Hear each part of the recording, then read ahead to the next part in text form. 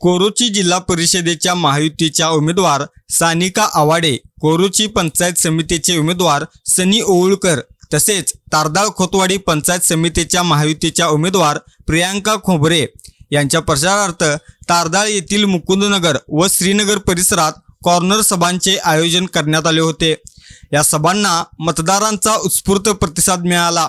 यावेळी बोलताना आमदार राहुल आवाडे म्हणाले की तारदाळ खोतवाडी व कोरोची ही गावे इचलकरंजी विधानसभा मतदारसंघात येतात। या भागात माजी आमदार प्रकाश आवाडे तसेच आपण आमदार झाल्यापासून कोट्यवधी रुपयांची विकास कामे करण्यात आली असून गावामध्ये विकासाची गंगा वाहती झाली आहे।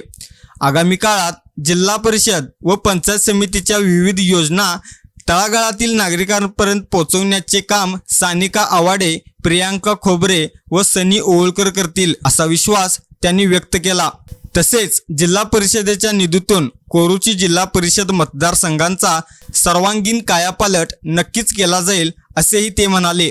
यावेळी सामाजिक कार्यकर्ते अमोल माळी यांनी सांगितले की मुकुंदनगर परिसरात आमदार राहुल आवाडे यांच्या माध्यमातून अनेक विकास कामे झाली असून गावातील धार्मिक मंदिरांचा जीर्णोद्धारही करण्यात आला आहे। या कॉर्नर सभेत जावेद कन्नूर, किसन शिंदे, अमित खोत, रणजित माने, विनायक देसाई, प्रवीण पाटील, अकबर करडी यांच्यासह परिसरातील महिला व ग्रामस्थ मोठ्या संख्येने उपस्थित होते।